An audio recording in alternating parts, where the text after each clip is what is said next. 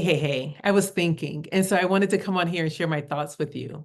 As you may know, I'm reading from my book, The Beautiful Journey, during the month of October. I want to share a little bit of my experience going through cancer and also give hope to those who are going through their own personal adversity. I figured I could use this as an opportunity to encourage people as they're on their own beautiful journey and also be an inspiration. In my previous video, I talked about how I had to have my lymph nodes. I had a surgery to have them removed because they wanted to see what was going on. I don't know that I shared with you that the reason this all came about is because they did an ultrasound and they noticed that one of my lymph nodes looked different from the others. And so they were concerned that cancer may have traveled. And so they wanted to ensure that it did not, because if it did, then I was going to have a more aggressive chemo treatment.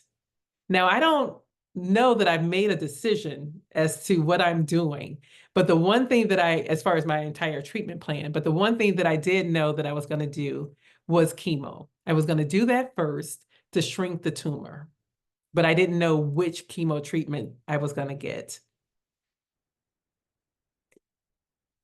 As I said, they found one that looked different. And I tell you, like, I was trying to take every day at a time because it was so overwhelming, all the appointments and all the things that I had to do that was not necessarily what other people did. I still didn't know what this meant for my life. I knew a little bit about my cancer. I knew my cancer was not an aggressive cancer. So that part was good. So I wasn't as concerned that things was taking so long, but I just wanted it to move a little bit faster. But I still did during this time meet up with a photographer. I have a cousin who's a photographer, and I said, you know what? I don't know how this thing is going to end. And so if this would be the end of me, I need a beautiful picture to put on my obituary. And so I did a photo shoot so that I have, something that was recent that looked like what I looked like at the time. Because I don't take a whole lot of pictures, especially professional pictures. So that was something. And that was kind of eerie because I remember taking the pictures and thinking, like, am I really taking a picture for my obituary?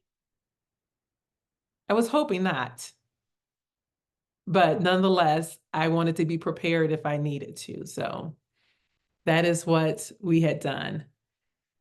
But where we are in my journey now, I talked about how things, were good when they went and took out the lymph nodes. Well, good-ish, because there was one cell that they could not determine was cancer, but they also couldn't rule out that it wasn't. So I was left in limbo, but we decided that I was not going to do the aggressive treatment. So I didn't have to do the additional testing to see how my heart will hold up. And now we're at a part that I wasn't even sure if I was going to share this part of my story, but I figured I will.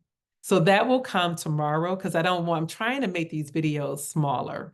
But I just want to give you an idea as to all the stressors, and the things you have to think about.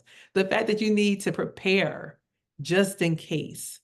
I had to take a picture. In my picture, I still keep my pictures in my living room because they remind me as to where I've come from.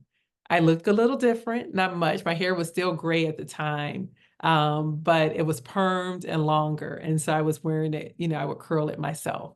But yeah, that was something else. But anyway, that is it. I will be back. Excuse me. My voice is just a mess, but I will be back tomorrow with another video. And I think I'm going to share this part with you. It is in the book, but I won't give the whole thing away. I will just share some of it because I do want you all to read this book one day.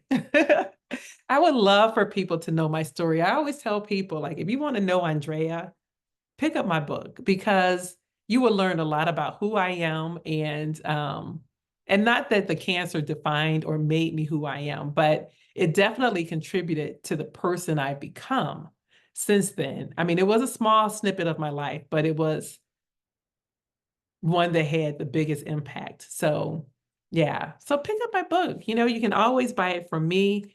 It is on Amazon as well. But you can get a signed copy if you get it from me. All righty. Take care of yourself. Bye-bye.